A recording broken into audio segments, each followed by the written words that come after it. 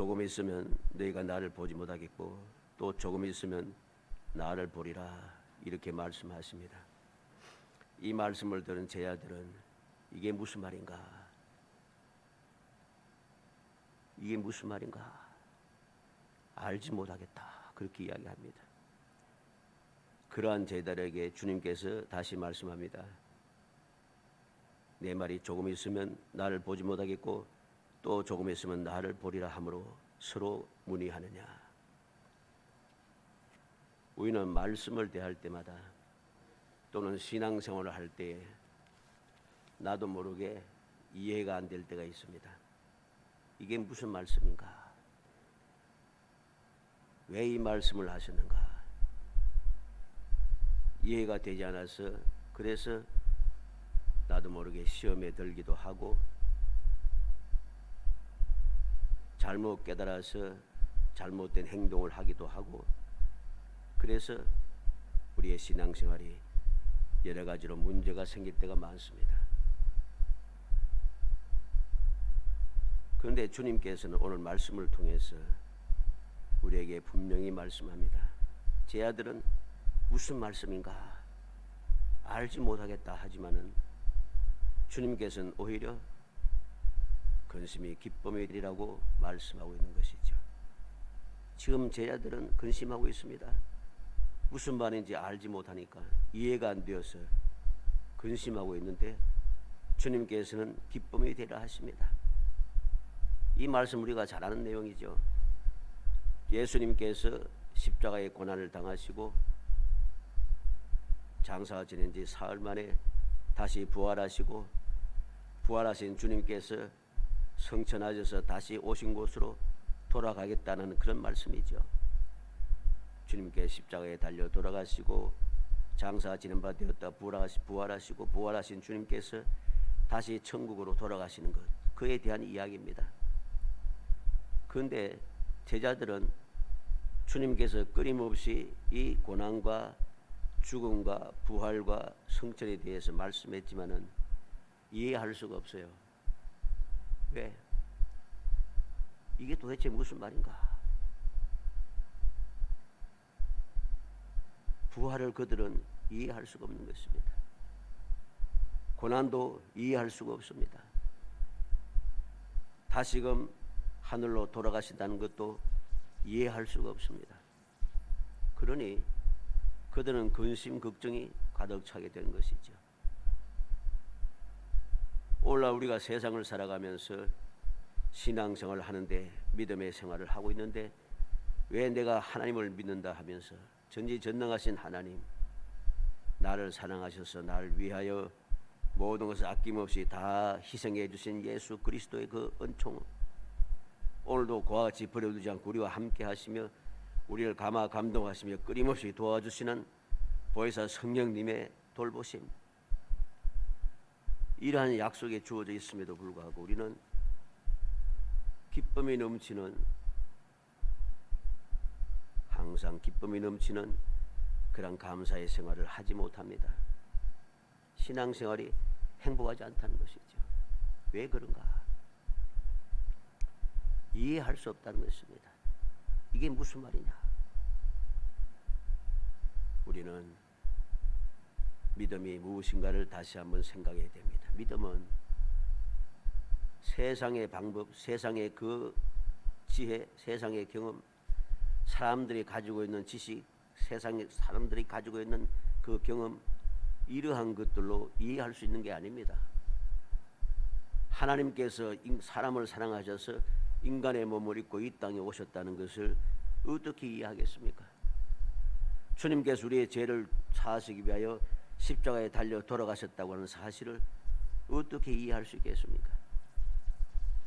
주님께서 죽은 지 사흘 만에 다시 부활하신다는 사실을 어떻게 알 수 있겠어요?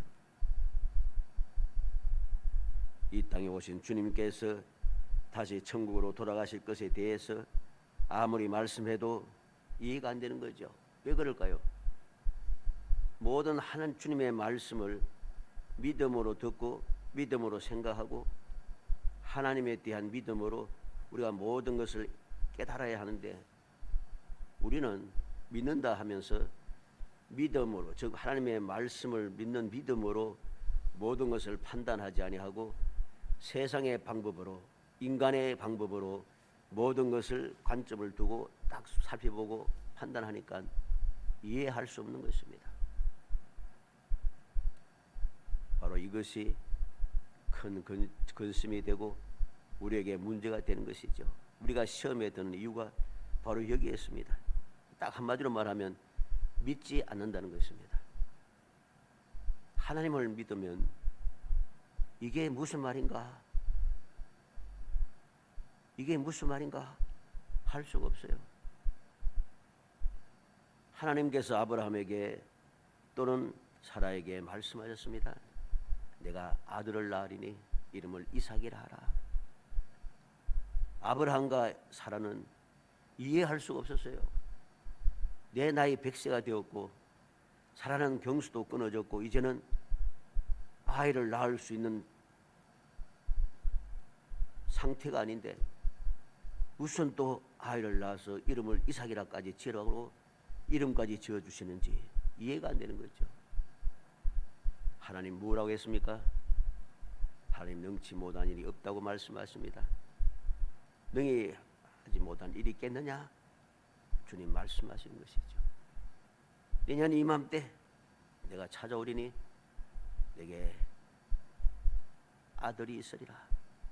그때 내가 그 아들 이삭과 다시 언약을 맺으리라 말씀하고 있는 것입니다. 사람의 방법으로, 사람의 생각으로, 세상의 관점으로 모든 것을 보면은 이해가 안 되는 것입니다. 제 아들은 그 긴 세월 동안 3년 이상을 주님과 함께 동행하며 주님께서 베푸시는 기적을 보고 놀라운 능력을 체험하고 눈으로 보고 스스로도 주님의 보냄을 받아서 세상에 나가서 복음을 전하면서 주님 주시는 그 권능을 사용까지 했습니다. 그럼에도 불구하고 주님의 말씀을 이해할 수 없다고 하는 거죠. 우리는 이러한 불신앙에서 벗어나야 됩니다. 그래야지 주님의 모든 말씀이 바울수대의 고백같이 아멘하여 모든 것이 예가 되니 아멘하고 모든 것이 예가 되므로 얼마든지 그 말씀대로 우리가 복을 누릴 수 있다고 그렇게 담대하게 말할 수 있고 실제로 그러한 복을 누리며 몰라서 하는 이러한 어리석은 삶에서 벗어날 수가 있다는 사실을 우리는 명심해야 됩니다. 오늘 본문을 통해서 예수님께서 기쁨에 대하여 말씀합니다. 근심이 도리어 기쁨이 되리라. 근심이 도리어 기쁨이 되리라. 20절 하반절에 기록하죠. 하나님 주님께서 주시는 기쁨이 어떠한 기쁨인지 우리가 살펴보려고 합니다. 왜 근심이 도리어 기쁨이 될 수밖에 없는가? 세상에서는 이해할 수 없는 일이지만 세상에서는 있을 수 없는 그러한 상황이지만은 주님께서 그렇게 말씀하셨으니 그 말씀 우리가 살펴서 근심이 도리어 기쁨이 되는 그러한 기쁨, 그러한 행복함을 누리는 정말 복된 성도이 되시기를 주의 이름으로 축복합니다. 먼저 근심이 도리어 기쁨이 되라 그럽니다. 20절에 내가 진실로 너에게 이르노니 너희는 곡하고 애통하겠으나 세상은 기뻐하리라. 너희는 근심하겠으나 너희 근심이 도리어 기쁨이 되리라. 왜 세상은 기뻐한다 하십니까? 제 아들은 곡하고 애통하고 근심하겠지만은 세상 사람들은 기뻐하고 절구한다는 것입니다. 왜? 이제까지 수단과 방법을 가리지 아니하고 어찌하든지 예수님을 잡아 죽이려고 길을 썼던 그 방법, 그 계획이 이제 성공을 했다는 것이죠. 그래서 그들은 기뻐하고 절구합니다. 기뻐하고 절구합니다. 그러나 주님께서 십자가에 달려 돌아가신 것을 보고 모든 제자들은 곡하고 애통하였습니다. 그들은 근심하였습니다. 평안이 없었습니다. 괴로웠습니다. 그런데 주님은 분명히 말씀합니다. 근심이 도리어 기쁨이 되리라. 왜 근심이 기쁨이 되는가? 주님은 다시 살아나실 것이기 때문입니다. 그들에게 약속하신 대로 다시 주님께서 살아나실 것이기 때문에, 부활하실 것이기 때문에 너희는 기뻐할 것이라고 말씀하고 있는 것이죠. 우리의 믿음의 생활은 항상 그러합니다. 근심하겠으나 근심이 도리어 기쁨이 되는 것, 이게 올바른 믿음의 삶의 모습입니다. 근심이 되어도 근심이 도리어 기쁨이 된다는 것. 바울사도가 뭐라고 했습니까? 모든 것이 합력하여 선을 이룬다고 당당하게 외치고 있습니다. 왜? 근심이 도리어 기쁨이 된 것이죠. 주님을 이겼다고, 주님을 십자가에 못 박아 죽였다고 그들은 기뻐하고 즐거워하면서 십자가에 달리신 예수님을 조롱하고 비웃고, 그렇게 그들은 행복하게 큰소리치고 떠들고 야단법석이 났습니다마는, 주님께서 다시 부활하심으로 그들의 기쁨은 한순간입니다. 사흘도 가지 못했습니다. 세상의 기쁨은 그러한 거죠. 세상의 기쁨이 해봐야 오래가지 않습니다.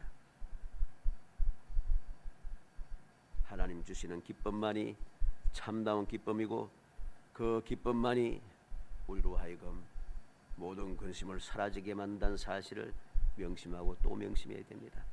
두 번째로는 기쁨을 빼앗을 자가 없다 합니다. 왜 근심이 기쁨이 되는가? 기쁨을 빼앗을 수 없기 때문입니다. 22절에 지금은 너희가 근심하나 내가 다시 너희를 보리니 너희 마음이 기쁠 것이요 너희의 기쁨을 빼앗을 자가 없으리라. 지금은 근심할 수밖에 없지만은 다시 볼 수 있다. 왜? 주님께서 부활하시겠다는 것입니다. 부활하신 주님을 만나면은 기쁨이 넘쳐나는 것이죠.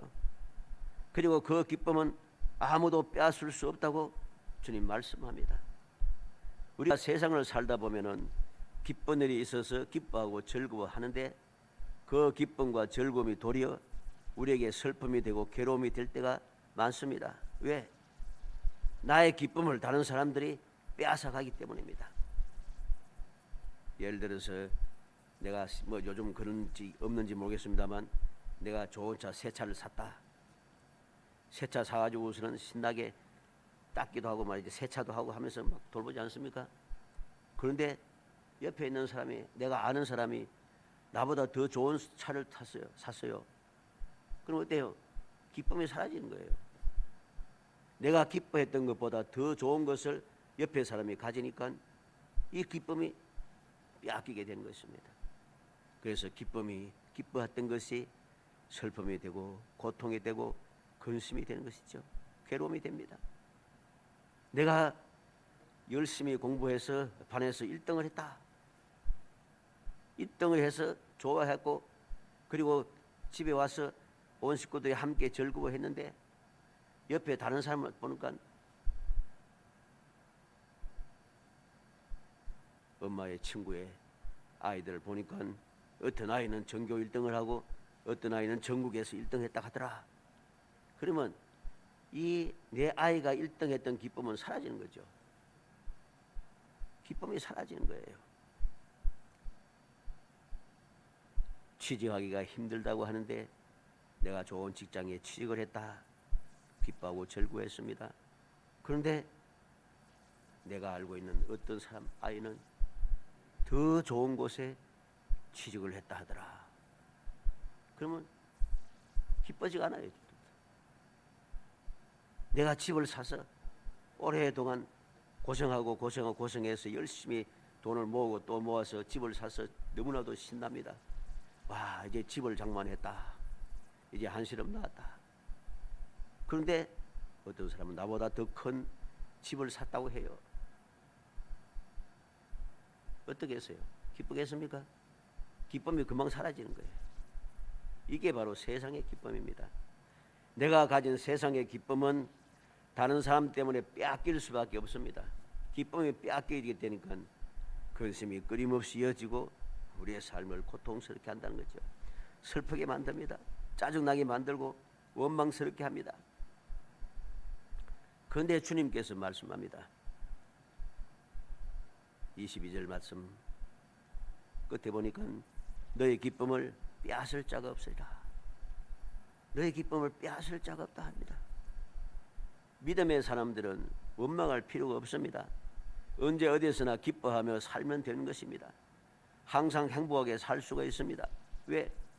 천지 만물을 창조하신 하나님께서 나의 아버지가 되시고 주님께서 만왕의 왕 되신 주님께서 나의 구세주가 되시고 보혜사 성령께서 나를 언제든지 도우시는 분이시기 때문에 아무도 전지전능하신 하나님께로부터 내가 받은 기쁨을 빼앗을 자가 아무도 없어요. 그러면 어떻게 아무도 우리의 기쁨을 빼앗지 못할 것입니까? 다시 예수님을 볼 수 있기 때문입니다. 22절 상반절에 지금은 너희가 근심하나 내가 다시 너희를 보리니, 다시 주님을 볼 수 있다는 겁니다. 부활하신 주님을 만날 수 있다는 것이 있죠. 부활하신 주님을 만나게 되니까 기쁨이 충만하게 되는 것입니다. 요한복음 20장 19절로 20절에 이날 곧 안식 후 첫날 저녁 때에 제자들이 유대인들을 두려워하여 모인 곳에 문들을 닫았더니 예수께서 오사 가운데 서서 이르시되 너에게 평강이 있을지어다. 이 말씀을 하시고 손과 옆구리를 보이시니 제자들이 주를 보고 기뻐하더라. 두려워서, 유대인들을 두려워하여서 집안에 들어가서 안으로 문을 걸어 잠그고 두려워하고 있는데 평안이 사라졌는데 그곳에 주님께서 찾아오신다는 거죠. 손과 옆구리를 보이시며 평강이 있을지어다 말씀하십니다. 부활하신 주님을 보니 분명히 십자가에 돌아가셨고 무덤에 장사 지내는데 장사 지냈던 주님께서 다시 부활하셔서 제 아들 앞에 떡하니 찾아오셔서 평강이 있을지어다 하시니 그 말씀을 들은 제 아들은 기쁨이 충만해진 것이고 이 기쁨은 아무도 빼앗지 못합니다. 이 부활하신 주님을 만난 이 기쁨은 아무도 빼앗지 못해요. 그래서 제 아들은 어떠합니까? 앞으로 삶 속에서 부활하신 주님을 생각하면 할수록 기쁘고 즐겁습니다. 그로 인하여서 많은 고통과 환난을 당한다 할지라도 오히려 기뻐하고 즐거워합니다. 왜? 주님 부활하셨다는 거죠. 부활하신 주님께서 함께 하시고 나에게 찾아와서 평강이 있을지어다 내게 복을 빌어주시더라는 것입니다. 다시 주님을 볼 수 있으니 기쁨이 충만하게 되는 것입니다. 욥기 42장 5절에 내가 주께 대하여 귀로 듣기만 하였사오나 이제는 눈으로 주를 배움나이다.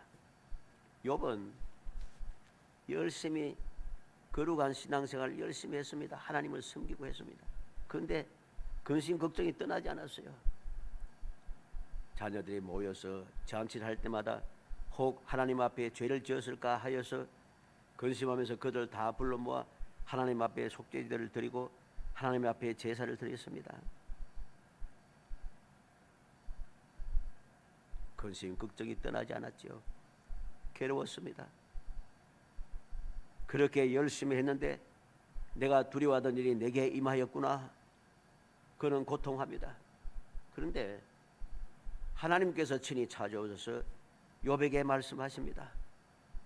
모든 것을 말씀하시고 친히 말씀을 들려주시고 하시니까 욥이 이때부터 마음이 달라졌습니다. 이전에 귀로 듣기만 했더니 이제는 눈으로 주를 배웁니다. 주를 배우고 나서 보니까 내가 근심 걱정하던 것, 염려하던 것 이게 다 쓸데없는 짓이었구나. 그때부터 그는 기쁨이 충만하였고 그렇게 욥 자신을 책망하고 죄인이라고 공박하던 그 친구들을 위하여 기도할 수 있는 마음이 생겼다는 것이죠. 왜? 하나님을 만나본 기쁨은 아무도 빼앗을 수 없기 때문입니다. 주님을 만나고 보니까 기쁨이 너무 충만한 거죠. 아, 주님께서 살아계셨구나. 주님께서 지금도 함께 하시구나. 주님께서 나에게 이렇게 가르쳐 주시는구나. 내게 말씀해 주시는구나. 그는 기쁨이 충만하게 된 것입니다. 우리는 주님의 이 말씀을 깨게 됩니다. 주님의 주신 기쁨은 어떠한 기쁨입니까? 아무도 빼앗을 수 없는 기쁨입니다. 아무도 빼앗을 수 없는 기쁨이니까 나보다 더 똑똑하고 나보다 더 능력 있고 나보다 더 지혜롭고 나보다 더 많은 것을 가지고 나보다 더 출세를 잘했고 나보다 더 능력 있는 사람이 있지라도 전혀 그것 때문에 열등감 생길 필요도 없고 주눅들 필요도 없습니다. 내가 너무나도 힘들고 지치다고 근심하고 걱정할 필요도 없습니다. 주님께서 나와 함께 하시는 기쁨은 아무도 빼앗을 수 없는 것이기 때문이죠. 이 기쁨만 간직하고 있으면 우리는 어떠한 상황에도 행복합니다. 어떠한 환경에서도 두렵지 않고 기쁘고 즐겁습니다. 그래서 항상 기뻐하면서 끊임없이 기도하며 범사에 감사하면서 하나님의 뜻을 이루는 삶을 살아가게 되는 것이죠. 우리는 명심해야 됩니다. 주님께서 내게 주신 기쁨은 아무도 빼앗지 못한다는 거예요. 아무도 빼앗지 못하는 기쁨을 내가 스스로 버려서는 안 되는 거죠. 마귀는 어찌하든지 우리의 기쁨을 빼앗고자 하지만은 마귀는 우리의 기쁨을 빼앗을 수가 없어요. 그런데 왜 기쁨이 사라지는가? 주님의 약속의 말씀을 믿지 못하니까 내 스스로 이 기쁨을 버리는 거죠. 주님을 믿지 못해서 기쁨을 버리다 보니까 기쁨이 없이 근심 걱정이 끊임없이 일어나는 그러한 보람 보잘것없는 삶을 살아갈 수밖에 없는 것입니다. 주님께서 주시는 기쁨은 아무도 빼앗지 못합니다. 마지막으로 무엇이든지 내 이름으로 주시리라 하십니다. 23절로 24절에 그날에는 너희가 아무것도 내게 묻지 아니하리라. 내가 진실로 진실로 너희에게 이르노니 너희가 무엇이든지 아버지께 구하는 것을 내 이름으로 주시리라. 지금까지는 너희가 내 이름으로 아무것도 구하지 아니하였으나 구하라 그리하면 받으리니 너희 기쁨이 충만하리라. 무엇이든지 구하면은 내 이름으로 주시겠다 하십니다. 구하면 받을 고 기쁨이 충만할 것이라고 주님께서 약속하십니다. 우리의 신앙생활에서 기도 생활이 차지하는 비중은 너무나도 절대적이라 할 수 있습니다. 주님과 교제하고 주님의 말씀을 듣고 나의 사정을 주님께 아뢰고 하는 것 기도로서 가능한 것이기 때문입니다. 예수님께서는 제 아들에게 이제 그 십자가를 지실 것과 제 아들이 앞으로 당할 고난과 어려움을 분명히 말씀하시면서 보혜사 성령을 보내주실 것을 약속하셨습니다. 그리고 또 한 가지 예수님의 이름으로 기도할 것을 명하셨습니다. 성도가 세상에 살아가면서 세상을 이길 수 있는 힘은 오직 성령의 도우심과 그것을 가능하게 하는 기도뿐인 것이죠. 그런데 바로 여기에 문제가 있습니다. 많은 성도들이 가장 중요한 기도 생활에 가장 큰 어려움을 겪고 있다는 것입니다. 기도해야 한다는 것은 압니다. 몰라서 기도하지 않는 것이 아니에요. 문제가 없는 것도 아닙니다. 그런데 왜 기도하지 않는가? 기도를 하기는 합니다. 결심을 단단히 하고 몇 번 계기를 만들어서 기도하기도 합니다. 그러나 이 기도가 계속해서 이어지지 못한다는 것이죠. 왜? 믿지 못하기 때문입니다. 믿는 것 같으면서도 사실은 믿지 못한다는 것이죠. 믿지 아니함으로 기도하지 못하는 것입니다. 예수님께서 말씀하셨습니다. 예수님의 이름으로 기도하라는 이 말씀이 무슨 말씀이겠습니까? 하나님께 이제 직접 기도할 수 있다는 것이죠. 제 아들은 그때까지 이제까지는 무슨 일이 있거나 궁금한 일이 있으면은 예수님께 찾아와서 주님 이게 무슨 뜻입니까? 주님께 물었습니다. 계속.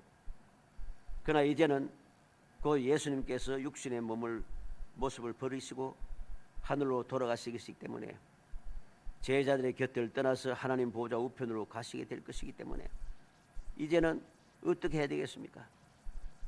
예수님께서 말씀합니다. 그날에는 너희가 아무것도 내게 묻지 아니하리라.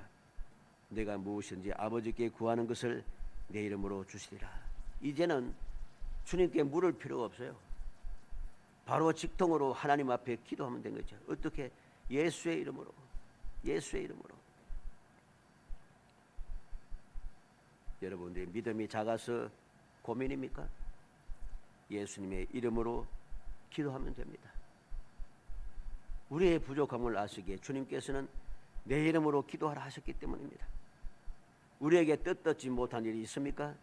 그래서 기도하려니까 왠지 마음이 찌부둥하고 마음에 거리낌이 생깁니까? 예수님의 이름으로 기도하시기 바랍니다. 예수님께서 바로 나의 죄에 대해서 나의 죄를 사하시기 위해서 이 땅에 오셨기 때문에 나의 죄를 사하시는 주님의 이름으로 내가 기도하면 가능하다는 것입니다. 예수님께서 확실하게 약속합니다. 23절 끝에 너희가 무엇이든지 아버지께 구하는 것을 내 이름으로 주시리라. 24절에도 구하라 그리하면 받으리니 너희 기쁨이 충만하리라. 예수님을 만난 뒤 이 놀라운 사실을 깨닫게 된 바울 사도는 확신에 가득 차서 고백을 한 것을 봅니다. 로마서 8장 31절에 그런데 이 일에 대하여 우리가 무슨 말하리요? 만일 하나님이 우리를 위하시면 누가 우리를 대적하리요? 아무도 우리를 대적할 수 없다 합니다. 33절에는 누가 능히 하나님께서 택하신 자들을 고발하리요? 아무도 하나님 앞에 우리를 고발할 자가 없습니다. 34절에는 누가 정죄하리요? 아무도 믿음의 사람을 정죄할 수 없습니다. 35절에는 누가 우리를 그리스도의 사랑에서 끊으리요? 아무도 그리스도의 사랑에서 우리를 끊을 수가 없습니다. 로마서 8장 38절로 39절에 내가 확신하노니 사망이나 생명이나 천사들이나 권세자들이나 현세일이나 장래일이나 능력이나 높음이나 깊음이나 다른 어떤 피조물이라도 우리를 우리 주 예수 그리스도 예수 안에 있는 하나님의 사랑에서 끊을 수 없으리라. 예수 그리스도 안에 있는 하나님의 사랑에서 나를 끊을 수 있는 것이 아무것도 없습니다. 그래서 우리는 기뻐하고 절구할 수 있는 것입니다. 근심하는 것이 기쁨이 될 수 있는 것입니다. 우리의 기쁨을 아무도 빼앗을 수 없는 것입니다. 언제든지 문제가 있으면 주님의 이름으로 기도할 수 있게 되었으니 우리는 기쁨이 충만할 수밖에 없습니다. 이게 바로 올바른 성도들의 이 세상을 살아가는 모습입니다. 올바른 성도는 항상 기쁨이 충만해야 돼요. 세상 살이가 힘들다고 눈에 보이지 않고 귀에 들리지 않고 보는 것이 너무 막막하다고 해서 근심하고 걱정하고 시험에 들 필요가 전혀 없습니다. 믿음은 바라는 것들이 실상이고 보이지 않는 것들이 증거라고 했습니다. 이 믿음이 우리에게 필요한 것이죠. 주님께서 나를 사랑하셔서 내게 주신 그 은혜는 아무도 빼앗지 못하고 아무도 끊지 못하고 아무도 대적하지 못한다는 것, 아무도 정죄할 수 없다는 사실을 우리는 깊이 명심해야 됩니다. 이 사실을 우리가 굳게 믿을 때에 우리의 신앙생활은 달라지기 시작하는 것이죠. 누가 뭐라고 해도 주님 주시는 기쁨, 주님 주시는 평안, 주님 주시는 승리, 주님 주시는 즐거움, 주님과 함께 동행하며 살아가는 그 행복함을 우리가 넉넉히 누릴 수 있습니다. 주님의 이름을 우리는 세상을 얼마든지 넉넉하게 이기며 살아갈 수 있게 되는 것입니다. 간절히 소원합니다. 우리 모든 성도들이 근심이 도리어 기쁨이 되리라. 근심이 기쁨이 되리라 하시는 주님의 약속의 말씀을 마음에 새겨서 고난과 고통과 슬픔과 괴로움과 억울함과 여러 가지 많은 문제가 있을지라도 그 문제를 보는 것이 아니라 그 문제들 얼마든지 해결하실 수 있는 하나님의 능력에 나 자신을 맡기고 의지하여 주님의 약속의 말씀을 굳게 믿고 의지하여 주님의 이름으로 전지전능하신 하나님께 끊임없이 기도하고 믿음으로 기도하고 또 기도하여 아무도 빼앗지 못한 기쁨, 근심이 도리어 기쁨이 되는 우리의 기쁨이 끊임없이 충만하게 흘러넘치는 정말 행복한 성도이 되시기를 주의 이름으로 축복합니다. 은혜 감사합니다. 사랑하여 주셔서 택하여 주시고 택한 저희들 하여금 주님의 은혜를 기억하게 하시며 주님의 은혜를 마음에 새기게 하심을 감사합니다. 주님께서 우리에게 주신 기쁨은 아무도 빼앗을 수 없고 아무도 결코 앞에 정죄할 수 없는 기쁨인 것을 다시 한번 마음에 굳게 새겨서 주의 이름으로 모든 일을 행하는 저희들이 되게 하시려고 합니다. 믿음의 주 온전케 하신 예수 그리스도만 바라보고 항상 주님 앞에 감사 찬송하며 기쁨이 넘치는 신앙생활을 이어갈 수 있도록 성령께서 도와주시기를 간절히 바라고 합니다. 이후에 모든 삶이 기쁨이 충만한 삶이 되고 행복한 삶이 되게 하시고 주님께서 절구하심 베풀어 주시는 그 귀한 은혜를 날마다 누리며 우리의 삶을 더욱더 행복하게 만들어가고 세상 모든 사람들에게 그리스도의 향기를 발할 수 있도록 복 주시기를 간절히 소원하고 예수님의 이름으로 기도합니다. 아멘.